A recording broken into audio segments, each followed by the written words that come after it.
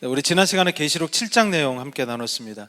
14만 4천 명의 의미와 또 능히 셀 수 없는 큰 무리에 대해서 우리가 함께 은혜를 나눴습니다. 14만 4천 명은 구약의 12지파마다 이제 12,000명씩 어디에 하나님의 인을 맡는다고 그랬죠? 그렇죠. 이마에 즉 중심과 마음에 하나님의 소유임을 나타내는 하나님의 인치심을 받은 구원받은 백성들의 숫자라고 말씀드렸습니다. 각 지파마다 규모가 좀 다르죠. 그럼에도 불구하고 12,000이라는 동일한 숫자의 사람이 인치심을 받은 것은 이것은 실제적인 숫자를 의미하는 것이 아니라 상징적인 숫자를 나타내주고 있다라고 말씀드렸습니다. 그런 의미에서 구약의 12지파와 또 신약의 12사도 또 여기에 충만함과 완전함을 나타내는 1000을 곱해도 이 14만 4천이라는 숫자가 나옵니다. 그래서 이 14만 4천은 구약시대와 이 신약시대를 통틀어서 하나님의 인치심을 받고 구원받은 하나님의 백성들을 나타내주고 있다, 이렇게 말씀드렸죠. 자, 그런데 계시록에 기록된 12지파가 구약에 기록된 오늘 신약에 기록된 이 구약에 기록된 12지파와 좀 다르게 기록되어 있다고 그랬죠. 먼저 여러분 뭐가 다르죠? 지파의 순서가 좀 다르다고 말씀드렸습니다. 그렇죠? 메시아이신 예수 그리스도가 나온 유다 지파가 제일 먼저 나오게 됩니다. 이것은 믿음의 시작은 같으나 끝은 다를 수 있고 처음 된 자가 나중 될 수 있다라는 것을 보여준다고 말씀드렸습니다. 또한 우상 숭배에 가담했던 단 지파와 에브라임 지파가 빠지게 되죠. 그리고 요셉과 므낫세 지파가 새롭게 들어가게 됩니다. 이것은 우상을 우리가 버리지 못하면 결국 하나님 나라의 구원의 반열에 들어갈 수 없음을 나타내 준다고 말씀드렸습니다. 그리고 이렇게 구원받은 하나님의 백성들을 14만 4천 명이라고 하는 이 구체적인 숫자로 기록한 것은 또한 특별한 의미가 있다고 말씀드렸는데요. 그것은 하나님께 구원받은 사람의 숫자가 이미 정해져 있다라는 것을 말씀드렸습니다. 이것은 정해져 있다는 것은 태어날 때부터 이미 정해져 있다, 이것에 포커스가 있는 것이 아니라고 말씀드렸죠. 우리의 과거와 또 우리의 현재와 미래의 모든 선택을 우리 전지하신 하나님께서 모두 알고 계신다는 것에 포커스가 있다고 말씀드렸습니다. 결국 이것은 또 무엇을 나타내 줍니까? 숫자는 또 정해져 있다는 것은 이 땅에 있는 모든 사람들이 하나님의 인치심을 받고 구원을 받는 것은 아니라는 거죠. 자기의 선택에 의해서 결국 그저 인치심을 받는 사람이 있고 육을 위해서 사는 사람이 있다, 이렇게 말씀드렸습니다. 또한 14만 4천 명과 좀 다르게 또 새로운 무리가 있었죠. 흰옷을 입고 손에 종려나무 가지를 들은 능히 셀 수 없는 큰 무리에 대해서 나옵니다. 이것은 동일한 구원받은 백성들의 다른 표현을 의미한다고 말씀드렸죠. 이들이 어디서 나왔냐? 각 나라와 족속과 백성과 방언. 이거 지난 시간에 했던 건데 여러분 처음 듣는 얼굴들이신 것 같아요. 안 나오셨나 봐요. 각 나라와 족속과 백성과 방언, 그리고 모든 혈연과 언어와 문화와 모든 장소에서 소외됨이 없이 빠짐없이 구원의 기회가 충분히 주어지게 됨을 상징적으로 나타내 준다고 말씀드렸습니다. 그러니까 능히 셀 수 없다는 것은 문자적으로는 많은 숫자라는 뜻이지만 이것은 어떤 숫자의 의미가 있는 것이 아니라 누구에게나 공평하게 여러분 어느 한 사람도 소외되지 않도록 기회가 주어지는 것을 의미한다고 말씀드렸습니다.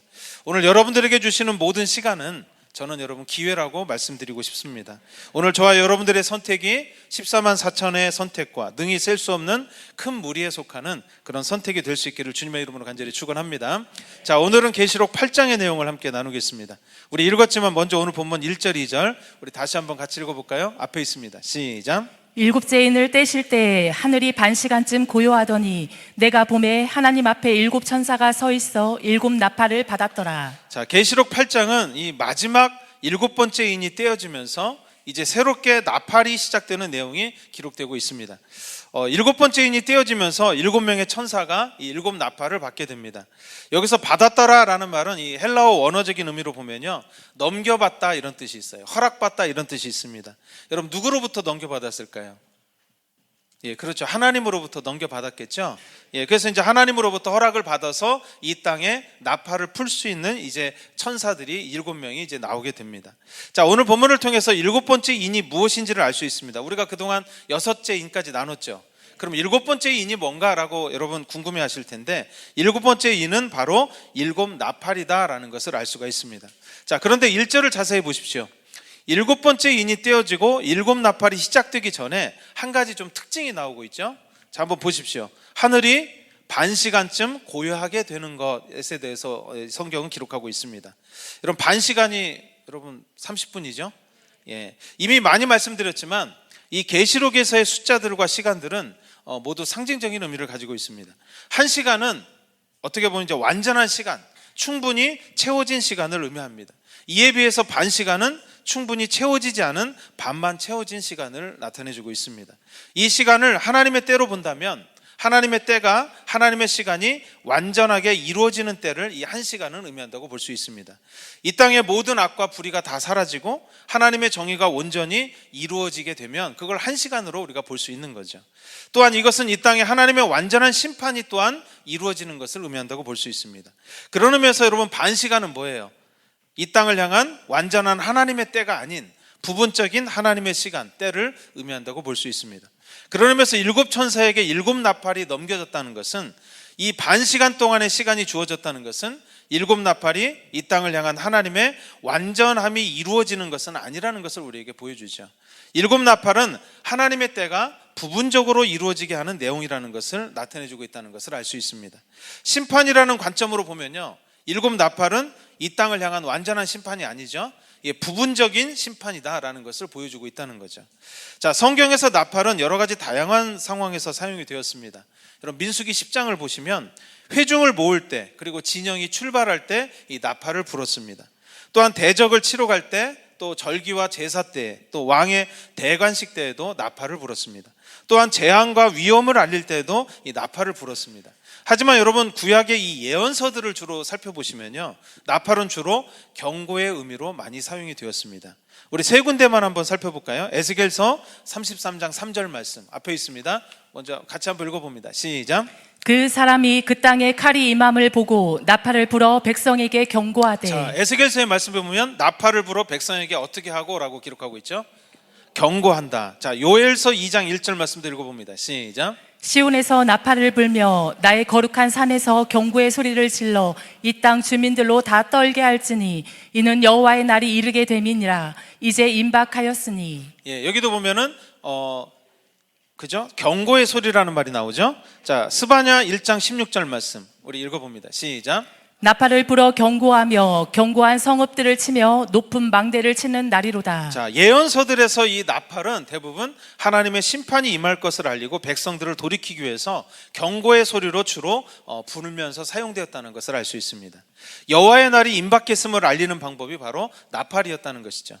여러분, 요한계시록도 어떻게 보면 신약의 예언서라고 볼 수 있잖아요. 그래서 우리가 이 나팔에, 이 요한계시록에 나오는 이 나팔의 의미를 주로 경고를 주고 알리는 소리임을 우리가 알 수 있다는 것을 깨달을 수 있습니다. 자, 오늘 보면 7절 8절도 같이 계속 읽어볼까요? 앞에 있습니다. 시작. 첫째 천사가 나팔을 부니 피 섞인 우박과 불이 나와서 땅에 쏟아지매 땅의 3분의 1이 타버리고 수목의 3분의 1도 타버리고 각종 푸른 풀도 타버렸더라. 둘째 천사가 나팔을 부니 불 붙는 큰 산과 같은 것이 바다에 던져지매 바다의 3분의 1이 피가 되고. 아멘. 자, 7나팔을 받은 천사들이 나팔을 불게 되니까 이 땅에 여러 가지 재앙들이 임하게 되죠. 근데 7절과 8절을 보시면 이 땅의 모든 것에 재앙이 임하는 것이 아니라 3분의 1에만 재앙이 임하게 되죠. 자, 이 3분의 1이 오늘 본문 1절에 반 시간 동안의 고요에 해당되는 내용인 것입니다. 하나님의 부분적인 때와 심판, 하나님의 경고로서 주어지게 된다는 것이죠. 자, 이것은 우리 믿음 생활에도 동일하게 적용이 되는데요. 하나님은 바로 우리를 온전하게 다 심판하지 않으시죠. 참으로 많은 인내를 가지시고 기다리시고 충분한 시간과 기회를 우리에게 주십니다. 또한 우리에게 다양한 사건들을 통해서 우리에게 충분한 시간과 경고를 주시죠. 우리 지난 시간에 고난이 하나님의 인치심을 받게 하는 통로가 된다라고 말씀드렸죠. 고난은 우리의 방향을 하나님께로 바꾸게 합니다. 그리고 하나님을 향한 탄식을 할 수 있는 기회를 우리에게 제공해 줍니다. 그리고 이 탄식으로 말미암아 하나님께서 우리의 삶에 개입하게 하시고 우리를 구원하시고 건지시게 한다라고 말씀드렸죠.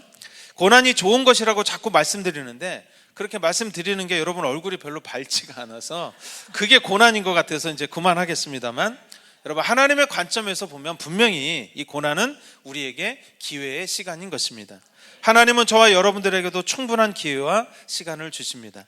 하나님이 어떤 분이신지에 대해서, 또 여러분들이 이 땅에서 무엇을 위해서 살아가는지에 대해서 충분한 체험들과 지식들을 우리에게 주십니다. 그래서 하나님 앞에 섰을 때는 어떠한 변명도 우리가 할 수 없고 유구무원이 된다고 성경은 말씀하고 있는 것이죠. 하나님께서 여러분들에게 주시는 기회와 시간을 낭비하지 말고 여러분 깨닫고 돌이키는 은혜가 있으시기를 주님의 이름으로 간절히 축원합니다. 자, 계속해서 오늘 본문 3절, 4절, 5절, 3절을 계속 읽어볼까요? 앞에 있습니다. 시작. 또 다른 천사가 와서 제단 곁에 서서 금 향로를 가지고 많은 향을 받았으니 이는 모든 성도의 기도와 합하여 보좌 앞 금 제단에 드리고자 함이라.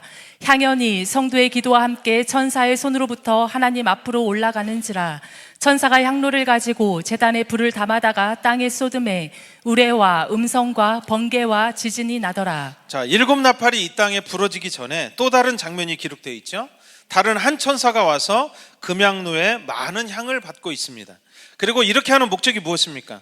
성도들의 기도와 합하여 보좌 앞 금단에 드리기 위함이다. 이렇게 기록하고 있죠. 여러분, 그리고 4절을 보십시오. 여기 향연이라는 말이 나오죠. 향연은 여러분 향의 연기를 의미하는 거예요. 성도의 기도와 함께 하나님께로 이제 이게 올라가게 된다는 거죠. 계시록 5장 하면서 여러분 이 향에 대해서 좀 나눈 적이 있습니다. 우리 계시록 5장 8절 말씀 우리 한번 읽어볼까요? 앞에 있습니다. 시작. 그 두루마리를 취하심에 네 생물과 24장로들이 그 어린 양 앞에 엎드려 각각 검은고와 향이 가득한 금대접을 가졌으니 이 향은 성도의 기도들이라. 네, 계시록 5장에서 금대접에는 향, 즉 성도들의 기도가 채워져 있다라고 기록하고 있죠.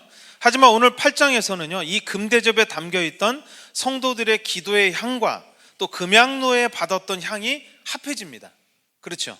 그리고 이것이 하나님의 보좌로 올라가게 되는 것을 기록하고 있죠. 향로는 여러분 우리 계시록 5장에 나왔던 금대접보다 좀 큰 거죠. 그죠? 대접보다 향로가 크잖아요. 금대접에 받았던 향이 성도들의 기도라면 그러면 이보다 훨씬 큰 이 금향로에 받은 이 향은 무엇을 나타내 줄까요? 금대접의 향, 즉 성도들의 기도들보다 훨씬 큰 금향로의 기도는 누가 하는 기도를 나타내 줄까요? 그것은 바로 우리의 중보자이시고 보혜사이신 예수 그리스도의 기도와 중보를 의미합니다. 우리를 위해서 한순간도 쉬지 않으시고 밤낮으로 중보하시며 기도하시는 예수님의 기도가 금향로에 담긴 향을 나타내 주는 것입니다. 오늘 본문은 예수님의 기도인 금향로의 향과 우리 성도들의 기도인 금대접의 향이 합해져서 하나님의 보좌로 올라가는 장면을 기록하고 있다는 것입니다. 자, 오늘 본문의 내용을 통해서 우리들의 기도에 대해서 좀 깨달을 수 있는 것이 있습니다. 우리의 기도가 하나님의 보좌에 올라가기 위해서는 예수님의 기도와 합해져야 한다는 것입니다. 예수님의 기도와 합해진다는 것은 어떤 의미를 가지고 있을까요? 그것은 예수님과 같은 기도, 또 예수님의 마음으로 하는 기도를 의미합니다. 여러분, 기도가 향으로 비유되잖아요. 그렇죠. 기도가 악취로 비유되지 않잖아요. 기도가 향으로 비유되죠. 기도가 하나님 앞에서 좋은 향기와 냄새를 가져야 되는 것을 나타내 주는 거죠. 이것은 우리가 기도할 때 좋은 마음과 하나님의 마음과 뜻에 일치하게 기도를 드려야 함을 의미하는 것입니다. 하나님의 마음과 뜻에 일치하게 기도를 드리는 것이 예수님의 기도와 합해지는 것을 의미하는 것이죠. 그리고 그 기도가 하늘의 보좌에 올라가는 기도가 되고 응답받는 향기가 되는 것입니다. 이것이 기도가 향으로 비유된 의미 중에 하나라고 말씀드리고 싶습니다. 그런 의미에서 우리의 기도가 예수님의 기도와 합해져서 하나님의 보좌에 올라가는 향이 되기 위해서 기도하기 전에 우리는 어떻게 기도해야 될지, 또 무엇을 위해서 기도해야 될지를 성령님께 묻고 구해야 하는 것입니다. 마치 성소에 여러분 7등대밖에 없죠, 빛이. 그때 분향단을 이 성소에, 그렇죠, 분향단에서 향이 나지만 그 성소에는 오로지 하나의 빛밖에 없어요. 바로 7등대의 빛이 있죠.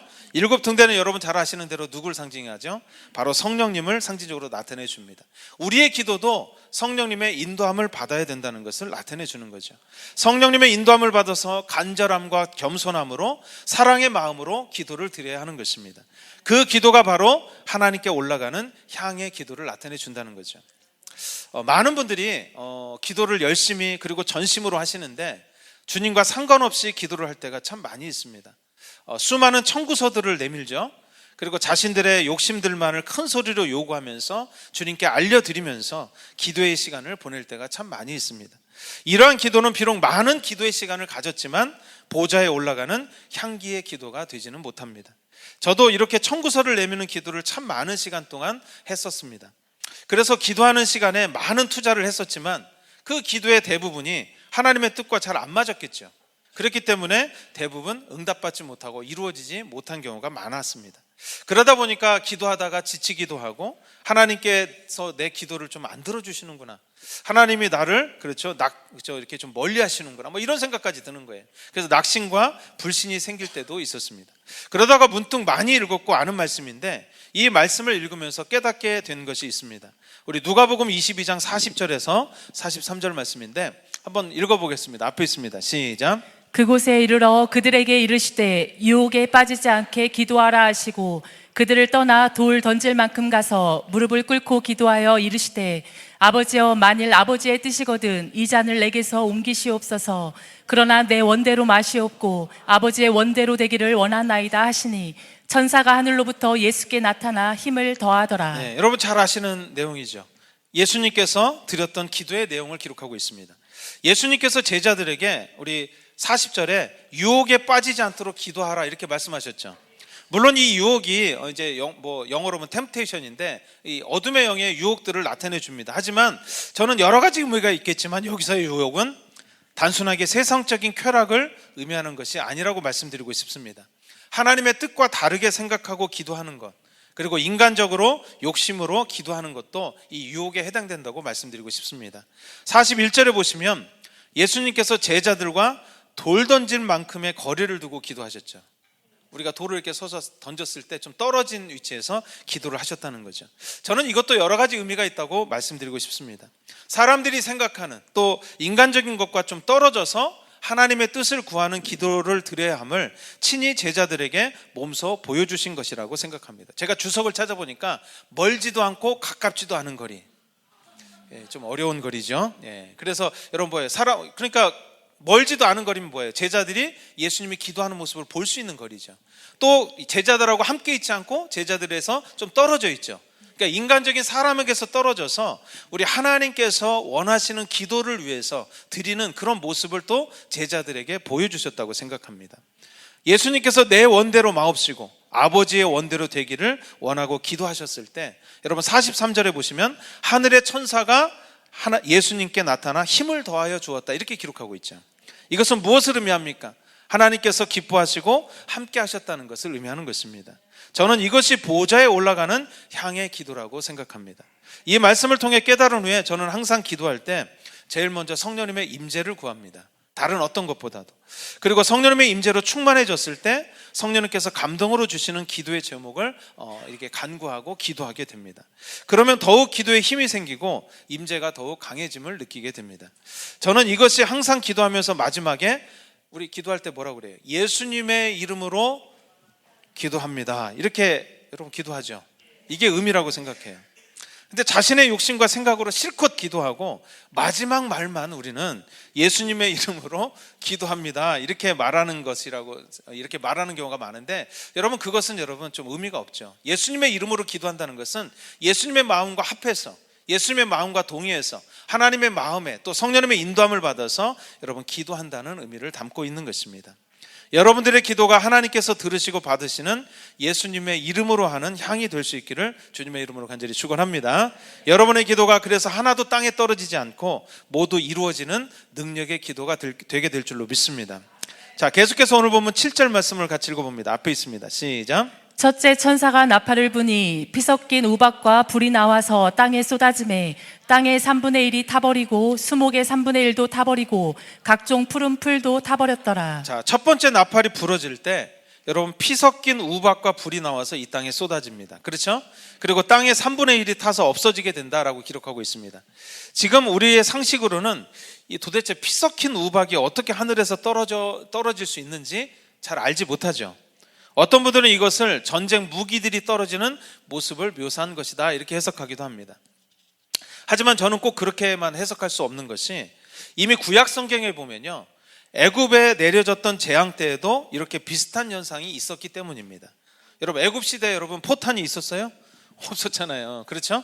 자, 우리 출애굽기 9장 23절 24절 한번 읽어볼까요? 앞에 있습니다. 시작. 모세가 하늘을 향하여 지팡이를 들매 여호와께서 우레소리와 우박을 보내시고 불을 내려 땅에 달리게 하시니라. 여호와께서 우박을 애굽 땅에 내리심에 우박이 내림과 불덩이가 우박에 섞여 내림이 심히 맹렬하니 나라가 생긴 그때로부터 애굽 온 땅에는 그와 같은 일이 없었더라. 자, 애굽에 내린 7번째 재앙이 바로 이 우박이 하늘에서 내리는 것이었죠. 그런데 뭐라고 기록하고 있죠? 우박에 불덩이가 섞여서 내렸다. 그렇죠. 이것은 인간의 상식과 자연적으로는 도저히 우리가 좀 알 수 없는 일입니다. 그래서 성경에 이렇게 어떻게 표현되어 있습니까? 나라가 생긴 그때로부터 이런 우박이 내린 적이 한 번도 없었다고 이렇게 기록하고 있습니다. 저는 이러한 현상은 실제로 일어났던 일이라고 말씀드리고 싶습니다. 그래서 그러므로 오늘 본문도 뭐 단순하게 포탄을 상징적으로 의미한다든지 전쟁 무기라든지 꼭 이렇게 해석할 필요는 없다라고 말씀드리고 싶습니다. 자, 계속해서 8절 9절 계속 읽어볼까요? 나팔 계속 재앙을 한번 봅니다. 시작. 둘째 천사가 나팔을 부니 불붙는 큰 산과 같은 것이 바다에 던져짐에 바다의 3분의 1이 피가 되고 바다 가운데 생명 가진 피조물들의 3분의 1이 죽고 배들의 3분의 1이 깨지더라. 자, 둘째 천사에 의해서 둘째 나팔이 부러지죠. 자, 첫째 나팔이 땅에 대한 재앙이라면 둘째 나팔은 바다에 대한 재앙입니다. 불붙은 큰 산과 같은 것이 바다에 던져집니다. 뭐 이것도 무엇이냐에 대한 해석이 참 제가 찾아보니까 다양하더라고요. 뭐 화산 폭발이다. 어떤 사람은 미사일이다. 미사일이 좀 이렇게 뾰족한 산처럼 생겼잖아요. 그게 이제 이렇게 바다에 떨어지는 장면이다. 또 소행성이 떨어지는 것이다. 이렇게 해석하는 분도 있고요.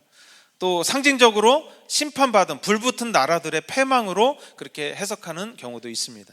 저는 그것이 어떤 방법이든 간에 둘째 나팔이 부러질 때 여러분 바다가 재앙을 받아서 바다의 3분의 1이 피가 되고 바다 생물의 3분의 1, 배들의 3분의 1이 파괴되는 것을 나타내주고 있다라고 이렇게 그냥 보시면 될 것 같습니다. 자, 계속해서 10절 11절 계속 읽어볼까요? 쭉 읽어봅니다. 시작. 셋째 천사가 나팔을 부니 횃불같이 타는 큰 별이 하늘에서 떨어져 강들의 3분의 1과 여러 물샘에 떨어지니 이 별 이름은 쓴 쑥이라. 물의 3분의 1이 쓴 쑥이 되매 그 물이 쓴물이 되므로 많은 사람이 죽더라. 자, 세 번째 천사가 세 번째 나팔을 불죠. 그때 여러분 어떤 일이 일어납니까? 횃불같이 타는 큰 별이 하늘에서 떨어지죠. 이것도 해석이 다양합니다. 어떤 분은 핵미사일이래요. 핵미사일이 떨어지는 것이다. 또 어떤 분은 세균전에 사용되는 생화학적 미사일이 떨어지는 것이다. 이렇게 얘기도 합니다. 또한 문자 그대로 큰 별, 혜성이죠. 혜성이 하늘에서 떨어진 것이라고 이렇게 해석하기도 합니다. 이러한 다양한 해석이 있지만 결론적으로 동일한 것은 이러한 것으로 인해서 이 땅의 물을 오염시킨다는 거죠. 실제로 핵이 터지면 여러분 방사능으로 인해서 물과 공기가 오염이 되죠. 뭐 여러분 잘 아시다시피 체르노빌에 원전 사고가 있었죠. 근데 제가 통계를 보니까 사고 후에 3개월 이내에 죽은 사람이 31명 정도 됐었대요. 그런데 6년 이내에 2만 5천 명이 죽었고요. 그리고 지금까지 직간접적으로 그것 때문에 죽은 사람이 98만 명이 죽었다고 합니다. 그렇죠? 그러니까 이 세 번째 나팔 재앙으로 이 강과 물샘의 3분의 1이 재앙을 받게 되죠. 그런데 이 강과 물샘에 떨어진 큰 별의 이름이 있다고 그랬죠? 쓴 쑥이에요. 쓴 쑥. 쑥 중에서도 아주 쓴 쑥. 여러분 쑥은 여러분 쓴맛이 강하죠. 쓰다는 것은 이런 단순한 맛을 의미하지 않습니다. 성경에서 쓰다는 것은 오염됐다는 것을 나타내줘요. 구약에서 이스라엘 민족들이 여러분 출애굽하고 홍해를 건넌 후에 3일 동안 물을 찾지 못하죠. 그래서 물이 있는 마라에 도착했지만 그 물이 쓴물이라서 먹을 수가 없었다 성경은 기록합니다.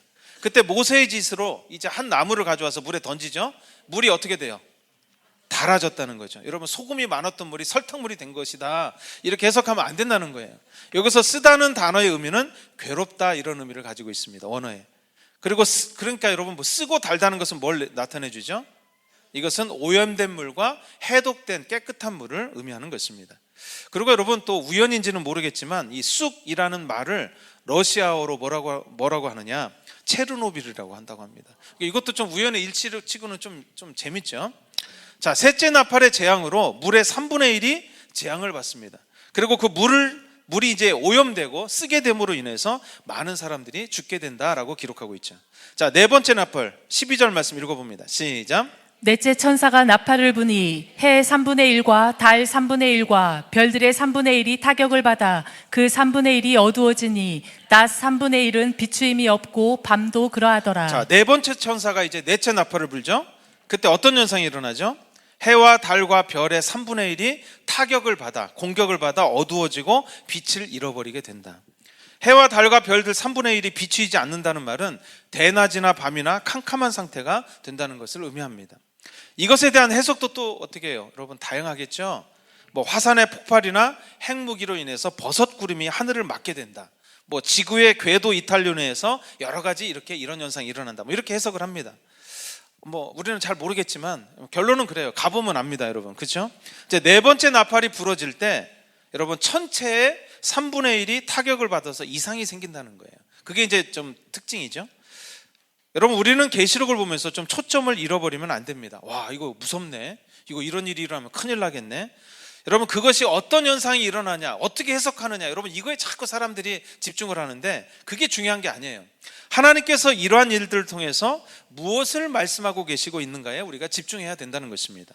하나님의 나팔 재앙이 여러분 땅에 임했고 바다에 임했고 물에 임했고 천체에 임했죠. 물론 이러한 재앙들로 인해서 사람들이 죽임을 당하게 되기도 하고 고통을 당하고 인간에 대한 그렇죠? 이제 아픔이 있죠. 하지만 인간에 대한 직접적인 고통은 아니죠. 재앙은 아니죠. 인간을 둘러싼 자연계와 환경에 대한 재앙이라는 것을 우리가 알 수가 있습니다. 또한 인간들이 믿고 의지하는 것들에 임하는 그런 재앙이라는 것을 알 수 있습니다. 하나님은 의지하는 것들에 재앙이 임하게 함으로써 이 세상에 진정으로 의지할 것은 우리 하나님이심을 여러분 이 나팔 재앙을 통해서 우리에게 보여주고 있는 것입니다. 또한 모든 것이 다 파괴되는 것이 아니죠. 3분의 1만 파괴됩니다. 이것은 죽이고 망하게 하려는 것이 하나님의 목적이 아니라는 것입니다. 여전히 우리 인간들을 향한 사랑을 가지시고 기회를 주시고 포기하지 않고 있는 그런 마음을 우리에게 보여주고 있는 것입니다. 나팔의 재앙은 이 땅에 있는 그 어떤 것보다도 인간들을 최고의 가치 있는 것으로 보신다는 것을 여러분 보여주고 있습니다. 이 땅에서 최고의 가치가 바로 저와 여러분들이라는 것을 여러분 보여주고 있는 것이죠. 그렇죠? 그래서 인간들이 죄를 졌지만 인간들을 먼저 이렇게 공격하거나 심판을 당하게 하지 않으세요. 우리 주변에 그렇죠? 환경과 그걸 통해서 재앙을 통해서 우리에게 끊임없이 말씀하고 계신다는 것입니다.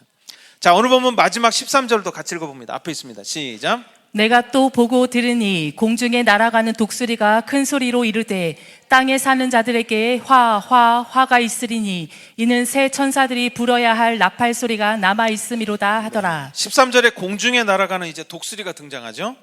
여기서 독수리는 높이 나는 것을 상징적으로 나타내 줍니다. 높이 난다는 것은 땅이 아닌 하늘에 이 독수리가 소속되어 있고 또 높은 곳, 즉 하늘에서 내려다보는 통찰력을 가지고 이 땅을 바라보고 있다는 것을 보여주고 있습니다. 결국 이 독수리는 이 땅에 선포되는 하나님의 크고 강력한 목소리를 상징적으로 나타내 준다고 볼 수 있습니다. 또한 이것은 우리의 환경과 상황 가운데 끊임없이 외치시고 계시는 하나님의 예언적인 소리를 나타내 준다고 볼 수 있습니다. 들을 귀 있는 자들이 들을 수 있는 바로 하늘의 소리인 것입니다. 여러분 13절 말씀을 통해서 우리는 무엇을 깨달을 수 있습니까? 이 땅에 나타나는 7 나팔들은 공중에 날아가는 독수리의 소리와 같다는 것을 알 수 있습니다. 이것이 무엇을 의미합니까? 이 땅에 나타나는 나팔들은 큰 소리로 이 땅에 외쳐지는 하나님의 예언적인 소리라고 하는 것이죠. 이 독수리가 오늘 본문에 뭘 외치고 있죠? 땅에 사는 자들에게 화가 있을 것이다. 그렇죠? 여기서 화는 앞으로 이제 3가지 나팔이 더 남아있죠. 5째, 6째, 7째 나팔이 남아 있습니다. 이것을 얘기하는 건데 이 소리가 땅에 사는 자들에게 외쳐집니다. 근데 여러분 하늘에 사는 사람 있어요? 우리는 다 땅에 살죠. 근데 여기서 땅에 사는 자들은 상징적인 의미가 있는 거예요. 땅에 보이는 것, 육의 것들에만 소망을 두고 사는 사람들에게 보내시는 그런 하나님의 메시지라는 것을 알 수가 있습니다. 이것은 땅의 것에 마음을 두고 사는 사람들에게 주시는 경고의 말씀이지만 단순한 경고가 아니라 끊임없이 안타까워하시고 돌아오기를 바라시는 아버지의 마음에서 나오는 예언적인 외침이라는 것을 알 수가 있습니다. 자, 오늘 말씀을 준비하면서 이 나팔 재앙이 단순한 재앙이 아니라 이 땅을 향한 하나님 아버지의 외침이고 사랑임을 다시 한번 저는 깨닫게 됩니다.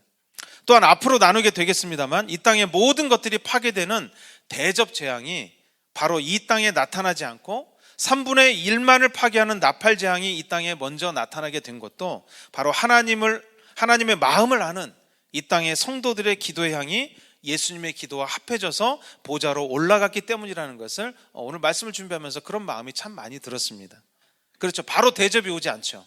나팔이 오는 것이 여러분 그게 그냥 오는 게 아니에요. 그게 근거가 있는데 바로 이 성도들의 기도가 있었던 거죠.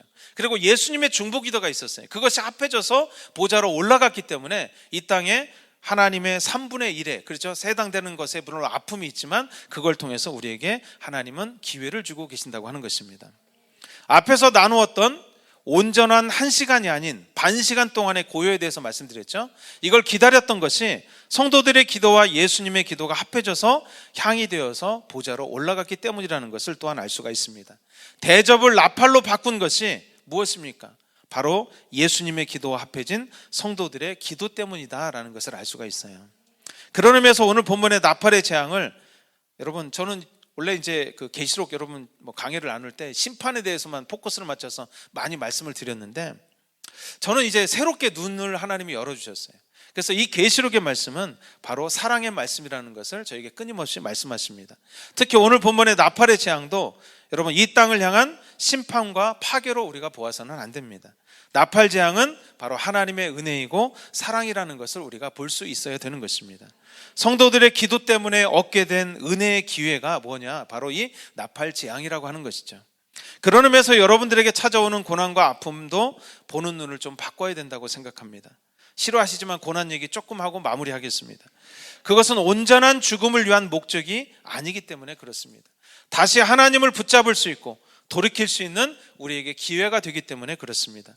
여러분들이 전심으로 또 마음을 다해서 기도했는데 여러분 고난이 찾아올 때가 있어요. 그렇죠? 예. 그래서 때로는요 기도하기 싫어질 때가 있습니다. 어떤 분들은 그래요. 이상하게 우리 교회에서 은혜 받아가지고 이제 등록을 하고 믿음 생활을 했는데 이상하게 그때부터 이상한 일들이 일어나요. 그러면서 고민 중에 있어요. 나갈까 말까 고민이 많이 돼요. 뭐 이런 분들이 가끔 있어요. 예. 여러분들은 그 고난을 다 통과하신 분들인 줄로 믿습니다. 근데 여러분 왜 우리가 전심으로 기도하고 하나님께 나아갈 때 여러분 막 좋은 일만 일어나면 좋겠는데 왜 그런 고난들이 우리에게 찾아옵니까? 그것은 여러분 우리 마음에 하나님이 주시는 은혜의 기회가 주어지기 때문이다라는 것을 오늘 본문을 통해서 우리가 알 수가 있습니다. 예수님의 이름으로 하는 여러분의 기도가 향이 되어서 여러분 보좌에 올라가게 되었을 때, 그렇죠? 우리에게 은혜의 기회가 주어지게 되는 것이죠. 그래서 저는 오늘 요한계시록 나팔 재앙을 나누면서도 재앙이라는 생각보다 하나님의 은혜요 사랑이라는 생각이 참 많이 듭니다. 그렇죠? 그리고 이 땅을 바로 여러분 심판하지 않으시고 끊임없이 포기하지 않으시고 계속해서 기회를 주시는 하나님의 그 은혜의 손길들을 저는 많이 보게 됩니다. 오늘 이 땅을 향한 하나님의 사랑이 계속 있게 될 줄로 믿습니다. 우리나라를 향한 사랑도 저는 충분하다고 생각해요. 그래서 이 땅에 지금 나라가 좀 시끄럽죠? 여러 가지 복잡합니다. 그러나 저는 하나님의 선하신 뜻을 그리고 계획을 저는 신뢰합니다. 여러분들 우리가 지금 할 수 있는 것은 내가 기도한다고 무슨 일이 있겠는가? 여러분 그렇게 생각하지 마십시오. 성령님의 인도함을 받아서 여러분 나라를 위해서 기도를 시키시면 나라를 위해서 기도하십시오. 성령님의 인도함을 받아서 우리가 그 향을 예수님의 기도와 합해져서 올라가게 될 때 여러분 이 땅에 하나님의 은혜의 기회가 다시 주어지게 되는 것입니다. 저는 우리나라에도 그런 은혜의 기회가 우리의 기도가 예수님의 기도와 합해져서 올라갈 때 그 은혜의 기회가 주어진다고 생각합니다. 그래서 여러분 기도의 자리에서 여러분 계속 기도하시는 은혜가 있길 바랍니다. 내가 기도한다고 뭐가 달라지겠는가? 아닙니다. 여러분의 기도가 예수님의 이름으로 예수님의 이름과 합해져서 기도가 될 때 여러분의 기도에는 능력이 나타나게 되어 있습니다.